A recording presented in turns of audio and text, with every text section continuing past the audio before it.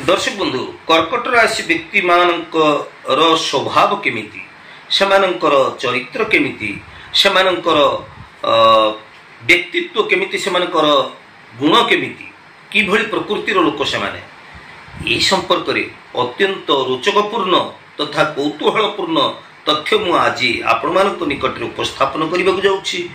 तेबे आपण मानकर सूचना निमंते मु एठी कहि रखिबा को चाहूछि जे कौनसी व्यक्ति विशेष कौनसी व्यक्ति विशेष को आक्षेप करिबा बा कौनसी निर्दिष्ट व्यक्ति को आक्षेप करी वीडियो प्रस्तुत करिबा यह मोर उद्देश्य नुहे। जहाँ प्राचीन काल रही ज्योतिष शास्त्र तथ्य से तथ्य मु आपणक आगरे उपस्थापन करुछि। आमे जानिछे दर्शक बंधु जे कर्कट राशि व्यक्ति तीनोटी प्रत्येक राशि रे तीनोटी नक्षत्र भोग होता जेमिति कि पुनर्वसु नक्षत्र कर्कट राशि, अश्लेष पुष्या नक्षत्र कर्कट राशि, अश्लेषा नक्षत्र कर्कट राशि। आमर जे पुनर्वसु नक्षत्र कर्कट राशि से होची 7/4 एवं जो मानकर 8/4 से मान होचंती पुष्या नक्षत्र कर्कट राशि, जो मानकर 9/4 से मान होचंती अश्लेषा नक्षत्र कर्कट राशि। तबे राशि नक्षत्र एवं से मानकर गण अनुसारे आमे से मानकर व्यक्तित्व संपर्क रे जहाँ रही तथ्य आमर ज्योतिष शास्त्र से तथ्य उपर आमे आज आलोचना करिया जाउछे। तेबे जो मानकर नामर मूल अक्षर ह बा ही रु आरंभ से व्यक्ति माने एई पुनर्वसु नक्षत्र कर्कट राशि रे आसंती बा पुनर्वसु नक्षत्र कर्कट राशि अंतर्गत जो मानकर नाम ह बा ही रे अछि। तेबे दर्शक बंधु आसंतु प्रथमे जानिबा पुनर्वसु नक्षत्र कर्कट राशि 7/4 मानकर स्वभाव बा चरित्र केमिति। एही जे कर्कट राशि 7/4 एमाने बहु गुण एमानक भितर रहिता है, एमाने बहु गुण विशिष्ट एही व्यक्ति माने परोपकारी हेइथांती, एमाने गुणवान, संग्रामवादी, भ्रमण प्रिय एई प्रकार व्यक्ति माने क्षमता बल रे निजर बुद्धिमत्ता को उपयोग करी एमाने धन उपार्जन करिबारे बा धन को वृद्धि करिबारे एमाने सक्षम हेइथांती। एमाने सत्यवादी, शत्रु विनाशकारी, सर्वमनोहारी, समस्त को वशीभूत कला भली क्षमता एमानक निकट रे थाए। एमाने भारी कौशली व्यक्तित्व हेइथांती एवं दयावंत मध्य हेइथांती। एमानकर ललाटरे अर्थात कपाल रे अखंडित रेखायुक्त होइथिबार देखा जाई थाए। तेबे एमाने मध्यम स्तर रे सुखी, शास्त्रज्ञ एवं कलाप्रेमिक व्यक्तित्व होइथांती। एही व्यक्ति माने छोट छोट कथारे धैर्यहीनतार धैर्य शक्तिर अभाव बा अस्थिर स्वभाव रहिथांती। छोट छोट कथारे विचलित हो जिबार देखा जाई थाए। एमाने अत्यंत प्रियभाषी बा मिष्टभाषी होइथांती। ये रहिला पुनर्वसु नक्षत्र 7/4 पुनर्वसु नक्षत्र कर्कट राशि व्यक्ति मानकर गुणधर्म कथा।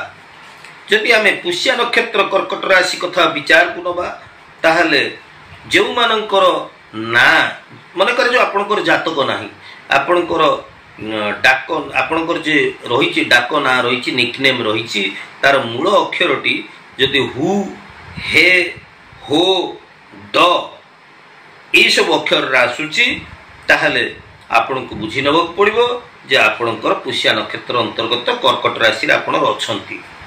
तेबे एही राशि संपन्न व्यक्ति मानकर स्वभाव अति धीर स्थिर, एमाने न्याय विचारक, एमाने गुरुमान्य, शास्त्र प्रिय, गुरु गुरुजन मान को भक्ति करिबा, धार्मिक आध्यात्मिकवादी चिंताधारा एमानक भीतर रहिबा, एमानकर हृदय रे सत्य, शांति, दया, क्षमा थाए। एमाने जनहितकारी हेइथांती, शत्रु वशकारी हेइथांती। एमाने धर्म कार्य रे उत्साही हेइथांती एवं उपासना व्रत आदि रे प्रवीण हेइथांती। ସବୁବେଳେ ଏମାନଙ୍କର ମୁଖରେ ହାସ୍ୟ ରସ ପ୍ରସ୍ଫୁଟିତ ହେଇଥାଏ। ତେବେ ଏମାନେ ସତ୍ୟବାଦୀ, ଶତ୍ରୁ ବିନାଶକାରୀ, ସର୍ବମନୋହାରୀ, କୌଶଳୀ ଏବଂ ଦୟାବନ୍ତ ବ୍ୟକ୍ତିତ୍ୱ ହେଇଥାନ୍ତି। ଦର୍ଶକ ବନ୍ଧୁ, ଜ୍ୟୋତିଷ, ବାସ୍ତୁ ଏବଂ ଧର୍ମ ବିଷୟକ ମୋର ଏହି ଐତିହାସିକ ଚ୍ୟାନେଲକୁ ଯଦି ଆପଣ ନୂଆକରି ଭିଜିଟ୍ କରିଛନ୍ତି, ମୋର ଭିଡ଼ିଓ ଆପଣମାନଙ୍କୁ ଭଲ ଲାଗୁଥିଲେ ନିଶ୍ଚିତ ଭାବରେ ସବସ୍କ୍ରାଇବ୍ ଟିକେ କରିବେ, ଲାଇକ୍ କରିବେ ଏବଂ ଆପଣମାନଙ୍କର ପ୍ରିୟ ପରିଜନମାନଙ୍କ ପାଇଁ ମୋର ଭିଡ଼ିଓକୁ ଆପଣମାନେ ବହୁଳ ପରିମାଣରେ ସେୟାର ମଧ୍ୟ କରିବେ। ପରବର୍ତ୍ତୀ ଆମର ଯିଏ ରହୁଛନ୍ତି ଅଶ୍ଳେଷା ନକ୍ଷତ୍ର ଅନ୍ତର୍ଗତ କର୍କଟ ରାଶିର ବ୍ୟକ୍ତିମାନେ, ସେମାନଙ୍କର ଗୁଣଧର୍ମ କେମିତି ଆସନ୍ତୁ ଜାଣିବା। ଯେଉଁମାନଙ୍କର ଆଦ୍ୟ ଅକ୍ଷର, ଯେଉଁମାନଙ୍କର ନିକନେମ୍ ଡାକ ନାଁ ଯେଉଁ ରହିଛି ତାର ମୂଳ ଅକ୍ଷରଟି ଯେଉଁମାନଙ୍କର ଡ, ଡି, ଡେ ଏଇସବୁ ଅକ୍ଷର ଗୁଡ଼ିକରୁ ଆରମ୍ଭ ହେଉଛି ନା, ତେବେ ଏମାନଙ୍କୁ ବୁଝି ନେବାକୁ ପଡ଼ିବ ଯେ ଏମାନେ ଅଶ୍ଳେଷା ନକ୍ଷତ୍ର ଅନ୍ତର୍ଗତ କର୍କଟ ରାଶିର ବ୍ୟକ୍ତି। ତେବେ ଏହି ରାଶି ସମ୍ପନ୍ନ ବ୍ୟକ୍ତିମାନଙ୍କର ମୁଖଟି ଦେଖିବାକୁ ସୁଢଳିତ। ଏମାନେ ଶାସ୍ତ୍ର ପ୍ରେମିକ, ଭୋଗବିଳାସୀ, କାମୁକ, ନ୍ୟାୟବନ୍ତ, ମଧୁରଭାଷୀ, ଚତୁର, ଏମାନେ କୌଶଳୀ, ସବୁ କାର୍ଯ୍ୟରେ ଏମାନେ ବିଚକ୍ଷଣ, ଶତ୍ରୁବାଦୀ, ସର୍ବଜନ ବଶକାରୀ, ଉଚ୍ଚମନା, ବହୁତ ମହତ୍ୱାକାଂକ୍ଷା ଏମାନଙ୍କ ଭିତରେ ଥାଏ ଏବଂ ଏମାନେ ଦୂରରୁ ସତର୍କ ହେଇଥାନ୍ତି। ଆଗାମୀ କାଲି କ'ଣ ହବ, ଆଗକୁ କ'ଣ ହେବାକୁ ଯାଉଛି ଏସବୁ ସମ୍ପର୍କରେ ସେମାନେ ସଚେତନ ରହିଥାନ୍ତି।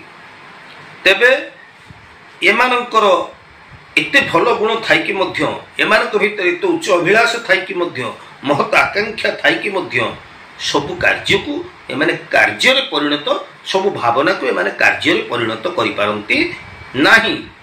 ଏମାନେ ସର୍ବଦା ଛୋଟ ଛୋଟ କଥାରେ ବିଚଳିତ ହେଇଯିବା, ଧୈର୍ଯ୍ୟ ଶୂନ୍ୟ ହେଇଯିବା ଗୁଣଟି ଏମାନଙ୍କ ନିକଟରେ ରହିଥାଏ। ତେବେ କର୍କଟ ରାଶିର ବ୍ୟକ୍ତିମାନେ, ଆପଣ ଏଇ ଯେ ତିନୋଟି ନକ୍ଷତ୍ର ଅନ୍ତର୍ଗତ କର୍କଟ ରାଶିର ବ୍ୟକ୍ତିମାନେ ରହିଛନ୍ତି, ଆପଣଙ୍କର କର୍କଟ ରାଶି, ତେବେ ଆପଣଙ୍କୁ ଆପଣ ଜାଣନ୍ତୁ ଯଦି ଆପଣଙ୍କର ଜନ୍ମ ଜାତକରେ ଚନ୍ଦ୍ର ଏଇ ଆପଣଙ୍କର ଲଗ୍ନ ଯଦି ବଳବାନ ଅବସ୍ଥାରେ ଅଛନ୍ତି, ଲଗ୍ନାଧିପତି ଗ୍ରହ ଯଦି ବଳବାନ ଅବସ୍ଥାରେ ଅଛନ୍ତି, ଆପଣଙ୍କର ଜନ୍ମ ଜାତକରେ ଯଦି ଚନ୍ଦ୍ର ବଳବାନ ସ୍ଥିତିରେ ରହିଛନ୍ତି, ସେଇ ଜାତକ ଦୀର୍ଘାୟୁ ହୋଇଥାଏ ଏବଂ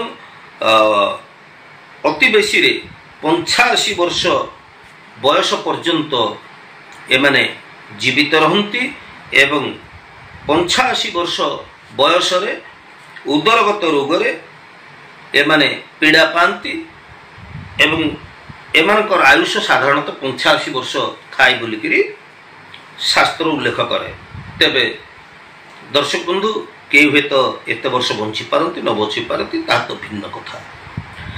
ତେବେ ପ୍ରାଚୀନ କାଳର ଯେଉଁ ଜ୍ୟୋତିଷ ଶାସ୍ତ୍ରର ଯେଉଁ ତଥ୍ୟ ରହିଛି ସେ ତଥ୍ୟ ମୁଁ ଆପଣଙ୍କ ନିକଟରେ ଉପସ୍ଥାପନ କଲି। ଆଶା କରୁଛି ଦର୍ଶକ ବନ୍ଧୁ ଆଜିର ଏହି ଉପସ୍ଥାପନାଟି ଆପଣଙ୍କୁ ନିଶ୍ଚିତ ଭଲ ଲାଗିଥିବ। ଆପଣ ଜାଣିପାରିଥିବେ ଆମର କର୍କଟ ରାଶି, ମୋର ଗୁଣ, ଧର୍ମ, ଚରିତ୍ର, ସ୍ୱଭାବ କେମିତି, କ'ଣ କହେ ଜ୍ୟୋତିଷ ଶାସ୍ତ୍ର। ତେବେ ଆଜିର ଏହି ଭିଡ଼ିଓଟି ଯଦି ଆପଣଙ୍କୁ ଭଲ ଲାଗିଛି ତାହେଲେ ନିଶ୍ଚିତ ଭାବରେ ଆପଣଙ୍କର ସୁଚିନ୍ତିତ ମତାମତ ମୋତେ ପ୍ରଦାନ କରିବେ। ତେବେ ଆଜି ତ ସମୟ ହେଇଯାଇଛି, ପୁଣି ଆମେ ପରବର୍ତ୍ତୀ ଅଧ୍ୟାୟରେ ଦେଖା ହେବା। ସେ ପର୍ଯ୍ୟନ୍ତ ମୋତେ ବିଦାୟ ଦିଅନ୍ତୁ। ମୁଁ ଜ୍ୟୋତିର୍ବିଦ ସୁଧୀର। ଜୟ ଜଗନ୍ନାଥ।